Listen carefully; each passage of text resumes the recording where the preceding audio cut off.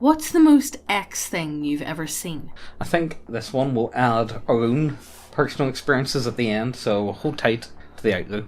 I've seen 2 UFOs. The first one was when I was like 10, so early 90s. My mum and I were riding in the car and were stuck in a rush hour traffic, just sitting there. A classic flying saucer craft just went across the sky, clean as day. The second was a few years ago. I was chilling at my house and I happened to glance out the window when a bright metallic ball zoomed through the sky. It wasn't a balloon, it was easy to tell. Then a few minutes later, 2 goddamn Air Force C-130s flew through my backyard so low I could see the pilots in the cockpit. It was super weird. What the fuck was this? Independence Day kicking off?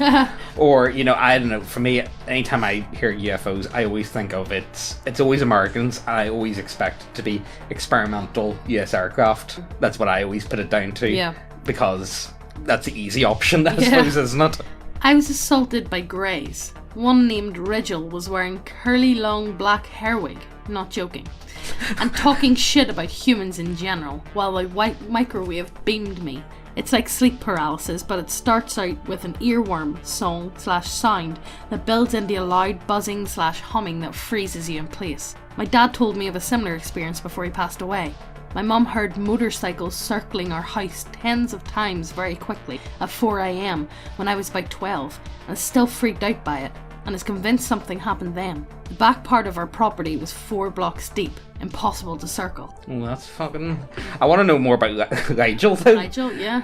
Was Rigel just like a really creepy pedo fella in a wig? It's Could like, be. yeah, Somebody said, have you ever tried walking to a mountaintop and yelling Rigel is a bitch? Grace hate this shit. Yeah. My whole childhood was pretty X. Me and my brother had really negligent parents, and my mum was a super autistic orphan bride from Ukraine, so she filled her heads with all kinds of dark stories. I will not say the things I saw were real, but I definitely saw all kinds of ghosts and entities. Heard voices and felt malice all around me. I remember being 16 and living in a new house, and my mum warning me that it had burned down in the past and was rebuilt. That night I felt a presence so oppressive and terrifying. I dragged all of my books and furniture out into the hallway and slept on the porch. They went away as I got older, and can't even feel a bad vibe in an old house anymore. I think it was just my extremely depressed and deranged mum imprinting on my brother and my young imaginations and anxieties. Yeah. Sounds about right. Probably. You need to remember just how bad PTS can be. One of the ones I always like to bring up is any form of like serial killer or like anyone that's like committed extreme crimes. You always have to look, well, what was the childhood like? Yeah. What was going on there? And once you actually do look at that, it's almost like, is there any wonder they did these things? It's almost like they were being primed, they were being prepared their entire lives to do such acts. Yeah. I still remember vividly something that happened when I was in middle school. I always had to wait for my ride for at least an hour after the final bell. It was a normal afternoon, except at one point I noticed everything went completely still. A pigeon was just suspended in front of me on mid-flight. I don't know how long this went on. Probably only a few seconds, but it felt much longer, when everything kept right on going. Nothing totally interesting about it, but that's all I can really think of. I had one similar to that. Did you? Yeah, it was very similar, but again, it was one of the... Do you remember the kids' TV show, The Queen's Nose? Yeah. I remember watching The Queen's Nose, and it was about... I was one of the children in the show. They froze time or whatever. Yeah. And I remember something very... Of course... impressionable 8-year-old spastic James. maybe I just imagined it, maybe it was just one of those ones, but it is one of those ones that's like, oh yeah. But again, I was very young, so I'm just gonna write that off as me just being young. Yeah. I used to live in this old cabin in Canada. Occasionally I would get a glimpse out of the corner of my eye of a lady in blue, mostly out the front from inside looking out. Eventually it got to the point where I could feel her presence inside the cabin, but I never saw her physically inside. I only ever glimpsed her if she was in sunlight and I was in shade. She had a very nice energy, friendly. My dog could see her too. Also, my wife at the time said she saw her once or twice. Her essence would pop in from time to time. I used to play music and dance in the living room sometimes when I was home alone. She would come sometimes. One time, the last time, we danced together. I could almost see her, almost hear her laughing. I span her around a couple of times. I could feel her happiness radiating. Then I knew she would never be coming back, that she had passed on. I don't know who she was. but she was a good friend to me, the lady in blue.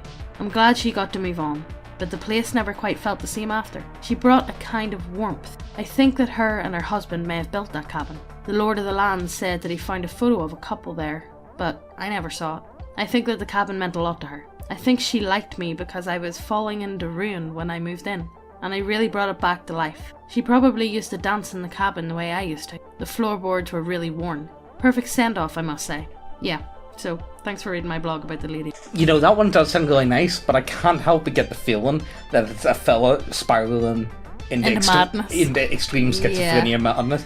I imagine that this cabin isn't like a nice, lovely cabin. It's actually like a rundown mess with no windows, and like, you know, the doors constantly flapping open in the wind. Yeah.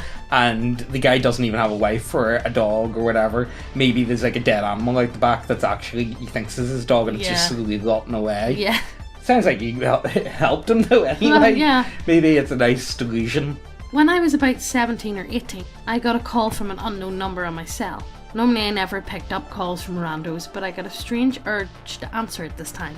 When I answered the call, I could hear what sounded like a woman weeping when she was trying to speak to me, but I couldn't make out what she was trying to say because it was so muffled by these weird static noises. I can't remember if I hung up first because I couldn't make out anything, or if they did, but I was concerned because I thought it might have been somebody who really needed help. I called the number back. We're sorry, the number that you're calling does not exist. What the fuck? I still get goosebumps to this day when I tell the story. This happened at my parents' house. I wouldn't say it was haunted, but we all experienced some weird things there from time to time. First and only time I got a phone call like that. Anyone else have a similar? Very spooky indeed. I always like whenever you mix like ghosts and shit like that with like ham radios and whatnot. There's something about ham radios and telephones that are really just creepy. You know what I mean? Like they add like an extra level of mystery, if that makes any weird sense at all. Took a wrong turn in a track in Bolivia. Ended up in a totally desolate grassy area between the mountains/forest, with strange wooden buildings scattered around, and white fabrics hanging from weren't cloths. It sounds like a deserted village, but none of the cabins looked like an actual house. Some of them only had 3 walls. Some were just cubic and seemed not functioning for housing. Hard to explain. May have just been agriculture-related deserted shacks or something, but something about this place felt very off. I also remember it being completely dead silent. You couldn't hear a thing, not even birds. I could feel like a tingling sensation at the back of my head and wanted to walk there to investigate. But the friend that was with me, there were 2 on this trip, told me he's scared shitless from that place and we should fuck off and go back on track. It's weird how much he was scared, because it wasn't like him to act like that, but he was almost panicking. I really wanted to stay and look around, but I felt like he was going to faint if we stayed 1 more second, so we left. To this day I wonder if I missed a cool experience because my friend was a pussy, or if maybe he saved my life and I don't even know it. I have a strange thing that sometimes I'm really numb to danger. Not saying I'm super brave or anything, because I get scared, but I've been in multiple life-threatening situations and find myself feeling absolutely nothing, and even positively excited about them. There is something very mystical, and I'm going to use the word mystical because I don't have a better word to put on it. There's something about South America and Southeast Asia, like I'm talking like Cambodia, Laos, Vietnam. They've got like a very similar, and I hate to use this word, frequency, if that makes any weird sense at all. No. Do you not get me? I don't get it. I think there is something. Maybe it's just because the cultures, like the native cultures, are just so alien. Yeah. Maybe they are just so different, and the language is just doesn't even translate very well. Yeah. Maybe there is just something. I don't know. Maybe I like to think of like, you know, Pol Pot and the Killing Fields, and like, you know, all that bad energy and shit like that. Maybe could there be something going on? And of course, like, you know, human sacrifice. Find out human sacrifice is never going to go well in South America. Human sacrifice kind of goes hand in hand. I find one like the not creepiest, but I think the places that I wouldn't want to go ghost hunting in would be like Eastern Europe. No, I think Eastern Europe I'd be fine with. I think that would scare me. I think I could do Eastern Europe, but South America and Southeast Asia would be the ones that would freak me out more. Maybe because they are so fucking. Maybe it's because they've got that ancient feel to them. Whereas, like, you know, in Europe, let's be serious, you're not really going to get it. Okay, to Americans, it's ancient, but to us, like, you know, really anything, like, you know, it's hard to get anything over like 1,000 years old most of the time. The buildings are more than likely been destroyed, or they've been rebuilt on top of the sites that they were destroyed upon, you know? There's Americans like, oh, my house is 100 years old, it's ancient. It's like... Hey guys, do you like models in your tabletop role-playing games? 'Cause we do too. Do you like having big bitty waifus on your table? 'Cause we do too. We got human biddies, we got lizard biddies, we got orc biddies, oni biddies, cat bussies. We've got everything you want at neckbeardia.co.uk. Check the links down below, it helps us out a lot. Sorry for interrupting the video, let's get on with the story. Was on an empty 2-lane road in south of Commerce, Georgia, and had a square UFO fly over as low as the tree line. I got a good look at the undercarriage and the L-shaped slits in it that had a yellow light inside, illuminating things inside.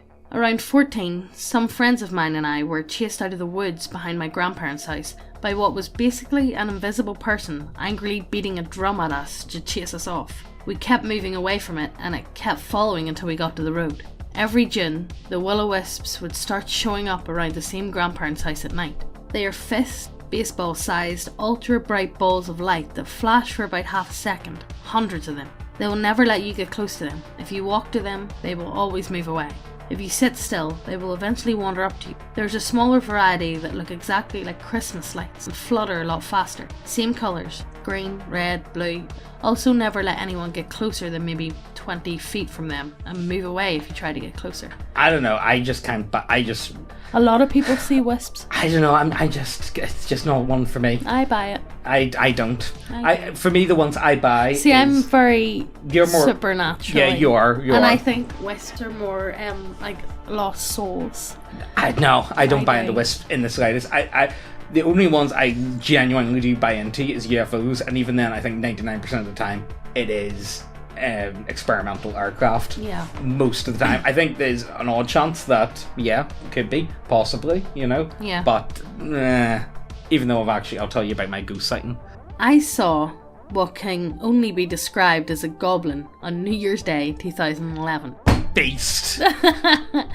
Around 2 AM, walking back to my place with a friend, on our way back from a small New Year's Eve get-together. Didn't drink or anything, just hung out, completely sober. About a block from my house, not too far ahead of us, a small humanoid translucent thing darts from a yard on our side of the road and runs into the bushes across the street. We both see it, both instantaneously react and bolt. I'm a fat fuck, I don't run. This thing had me running top speed. Back at my house, we're still freaking out. Confirm with each other what we saw. He heads home, I go to bed. Over the next few nights, I keep catching glimpses of this white thing running around my house. A white shape looking in through my kitchen window that quickly walks off into the darkness of my yard when I notice it. See something white walk into my neighbour's driveway and into the shadows. The lighting in this area was pretty shit. One single street light to light the corner. Getting some fresh air, head out my bedroom window. Noticed movement on the other side of my hedges. Too obscured by the hedges to really make out what it was, but I made a noise when I noticed it, thinking it was a hobo, common around there because of how dark it was. It briskly walks away. I see the shape move through the hedges. It's white, small, and on 2 legs. Head out my window again. Catch very fast glimpse of my cat chasing something small and white around the corner of the hedges that divide my property from the neighbours. Never see the goblin again after that. Cat is fine. He's still with me today. Did the cat kill the goblin? Cats don't kill goblins. The cat killed the goblin, didn't he? A common feature was that this thing was, for lack of a better term, thick.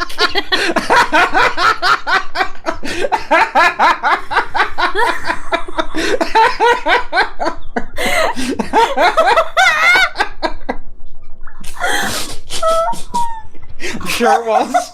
I'm sure it was. It was thick as fuck, wasn't it? Oh my god, that's great. I fucking love that shit.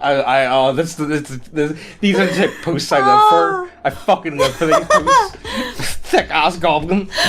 For lack of a better term, thick. It had a thick ass and thighs. Arms seemed a little too short for it. Head a little too big for it. The best look I got was when it was crossing the street. It was only semi-transparent, so I could make out its shape, but no major feature. When it was skulking around my home, it was solid though. Are you telling me you blew your chances to fuck a fucking thick ass goblin. Right, guys, I think we're gonna end it there. Yeah. Well, I don't want to top that. I don't think there is. Well, you know what? We'll tell our own stories. I've got, okay, so I'll go with UFO one first. UFO one was, okay, me and my mates, we had this field that we would go to. You seen a UFO? Yeah. Well, it was dead weird. So what happened was, we were sitting watching it, and it looked like a star, but then it moved like really quickly in like one direction, and then stopped, and then it would like go place to place. James, you did take a lot of drugs back in the days. No, I did, but I'm telling you, it did move, and it moved, and we did see a lot of like meteor showers, and you could see like Mars on like a really good day and stuff, because it was dead clear. So you know, I did fancy a bit of astronomy back then, like you know, because you could see that type of stuff, and that was just weird. That like it just moved in really weird. Jolty motions. Yeah. Although the first time something like that did happen, it did turn out to just be a fucking Chinese lantern, but this one was definitely no, but it moved like really quickly, and it was like at the same like height as like an airplane, you know, so it was a weird one. The other one was I was sitting having a fag at the back door. Now you never told me about this, and you're only told me about this now, and I'm absolutely livid you didn't tell me. Well, because you would get fucking freaked out. And now I'm freaked out because we would have to move. Right, okay, so I was sitting having a fag, and there was like a demon-looking fellow in the corner of my eye. It could have been a load of shite, I don't know, but he looked like it was maybe, I don't know, it was really weird. It was like black. It was like an old man, but black. I couldn't honestly describe it. You know what it kind of reminded me of? It kind of mixed between FBI man, face, you know, the silence from Doctor Who. Mix that with a medieval demon, like an actual, like, you know, the descriptions of and it was like meshed them two together. But I only saw it for like a second, and for all I know, it could have just been nothing. I don't know. Really weird. Megan's giving me the look. It's like, why? That's why you keep hearing me call your name. Oh yeah, no, I hear, I get phantom, but to be fair, I get that shit all the time. Like I think I hear someone. But you constantly hear me going, James. Yeah, I'm forever. But it's not me. It's a bit of a weird one, so it is. I still don't buy into ghosts at all, personally, but I definitely buy into UFOs, so I do. Meg, do you want to go with your ones? You got your hair pulled and shit. Yeah. Also, by the way, Megan's mum's house is fucking haunted. I'm convinced. James doesn't believe in ghosts, but he thinks my mum's No, I don't believe in ghosts, but that house is fucking haunted. Like, I'm convinced Megan's ma fucking swirls around the bedroom at night. Whenever takes off the bed and does like all exorcist shit, and her sleeping goes like, like, you know, bouncing all about the sheet, and then just wakes up the next morning. It's like, I had a bit of a rough night's sleep there. It's like, fuck. Well, we have this where our living room is. There's a window that you can look, like a stained glass window that we have from the kitchen. You can look into the living room, and every last one of my family has seen it. We used to have an armchair at the far window. If you walk by that window, there's no man sitting in the armchair. Everybody has seen that. And there was one night it was late at night. It must have been about 2 or 3 in the morning. It was during the summer. I was about 13, 14. And I was sitting in the armchair. The TV was right in front of it. So I was kind of like sitting in the armchair with my bum in the seat, with my leg over one of the arms and my head over the other arm. Yeah. And my hair was in a ponytail. And watching TV, next minute something grabbed my ponytail and pulled, and I was nearly pulled off the back of the armchair. And I just remember getting down on my hands and knees, and it was almost like a cartoon motion. I couldn't get the grip to get off the ground to run up the stairs to my sister, and I slammed my sister's door, and I told her what happened. She was like, yeah, it's happened to me. Yeah. What other ones was there? There's been... Oh, and then your auntie had a mental breakdown. Oh, my auntie had a mental breakdown, yeah. Over this one? My mum and dad were away somewhere, and my auntie stayed at the house looking after us. And me and my sister were in bed, and she was sitting in the kitchen, at the top of the kitchen table. And all she can describe it as is as if somebody got a bucket of water and poured it over the top banister of the upstairs landing, and it splashed all down on the floor. So she thought, oh frig, a pipe's burst. So she got up from the seat to turn round to go down the hallway, and as she got up and turned round, there was a man standing in the doorway of the kitchen in the hallway who filled the whole doorway, and he was black and just pure black. And ever since that moment, that sounds actually really similar. Man and pure, that sounds very similar to my one. Things follow me, Megan. And ever since that, she fully went into a mental breakdown. Yeah, she proper did. Like, I mean, Yeah. bad. And then there was another time my dad was away working overnight, and he was meant to be coming home that night, and me and my sister were in bed, and it was late. It was probably about 9 or 10 at night. We were quite young, and my mum was sitting in the living room, and she heard our back door open and close, and she thought, oh, that's my dad home, and she was waiting for him walking up the hallway and into the living room, and she said she sat there for about 2 minutes and he didn't come. She was like, great. So she got up and walked into the kitchen. The back door was wide open, and our hobs, we had gas hobs, they were turned on the cooker, but they were off. Like, this was 9 o'clock, we had our dinner at like 5, so mum had been in and out of the kitchen since then, so they couldn't have been on. There was another time, I could keep going for ages. keep going. There was another time, me and my sister just switched rooms. My mum had moved downstairs, so we had took the 2 upstairs rooms, and I was lying in bed at night, and our landing, we could hear someone walk up the stairs, come onto the landing, and knock my door, and knock my sister's door, and we both waited about 15 minutes until she phoned me and said, did someone just knock your door? Was that you? I was like, no, someone just knocked my door too. And this was at like 3 a.m. Spiky. And at the time me and you were lying on the bed. Oh, yeah. We were lying on my bed watching a movie, and nobody else was in the house. It was just me and you. It wasn't even that late. I think it was... It was like 7 or... 7, 8 o'clock. And we were just lying on the bed watching a movie, and next minute, the bathroom was right next to my room. Next minute, the 2 bathroom taps, the two bathroom sink taps, the 2 bath taps, and the toilet all went on at the same time.